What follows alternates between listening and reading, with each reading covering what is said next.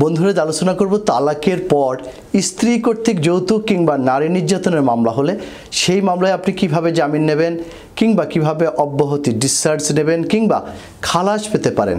এর জন্য কি করতে হবে, কোথায় যেতে হবে, আর কত টাকাই বা খরচ হবে, আর কি কি ডকুমেন্টস আপনাকে সংগ্রহ করতে হবে, সেই সকল বিষয়ে বিস্তারিত কথা বলতে আমি PM সিরাজুল ইসলাম সিরাজ প্রামাণিক আইনজীবী, বাংলাদেশ সুপ্রিম কোর্ট আজ আপনাদের মাঝে হাজির হয়েছি। তবে মূল আলোচনা শোনার আগে আমাদের ল টিপস বিডি চ্যানেলটি সাবস্ক্রাইব করুন, বেল বাটনে ক্লিক করুন।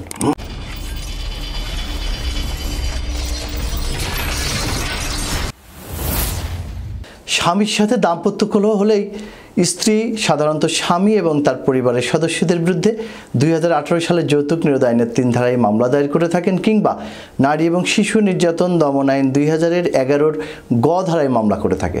অনেক সময় দেখা যায় যে দাম্পত্য কলহে স্ত্রী বাবার বাড়িতে চলে গেছে, স্বামী বারবার আনতে গিয়ে ব্যর্থ হয়েছে, এরপর স্বামী তালাক দিয়েছে।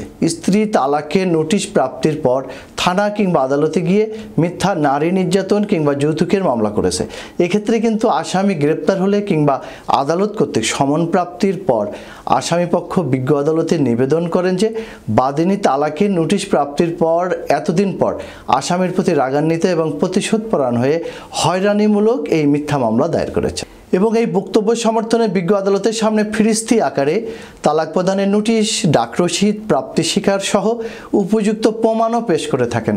মাননীয় আদালত কিন্তু সার্বিক দিক বিবেচনা করে এবং তালাকের পর মামলা সম্পর্কিত উচ্চ আদালতের সিদ্ধান্তের উপর ভিত্তি করে আসামিকে সাধারণত জামিনে মুক্তির আদেশ দিয়ে থাকেন। এরপর মামলাটির পরবর্তী ধাপ থাকে সংশ্লিষ্ট ধারায় অভিযোগ গঠন করা অর্থাৎ চার্জ গঠন করা। চার্জ গঠন বিষয়ে শুনানির সময় আসামি পক্ষের বিজ্ঞ আইনজীবী বিচারকের নিকট আসামিকে অব্যাহতি চেয়ে আবেদন পেশ করেন। যুক্তি হিসেবে তুলে ধরেন তালাকের পরে যদি মামলা দায়ের করা হয় সেই ক্ষেত্রে মামলাটি অচল হবে এবং আসামি অব্যাহতি পাবেন।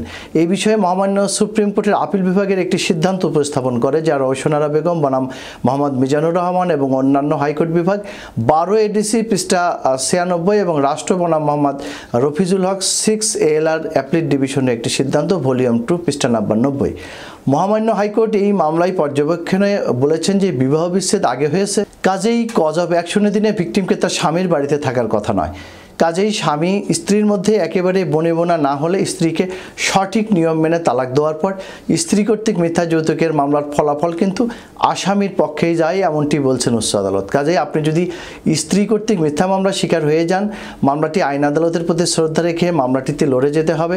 যদি তালাকের কাগজপত্র এবং সাক্ষ্য প্রমাণ ঠিক থাকে তাহলে আপনি কিন্তু মিথ্যা মামলা থেকে রেহাই পাবেন, কারণ মামলা থেকে পালিয়ে বেড়ানো মোটেই বুদ্ধিমানের কাজ নয়। এতে আপনার অনুপস্থিতিই কিন্তু সাজা হয়ে যেতে পারে।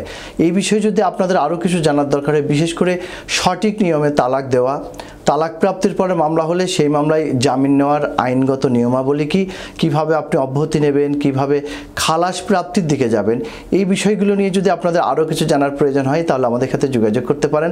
ভিডিওর স্ক্রিনে mobile number, email, WhatsApp number দেওয়া আছে।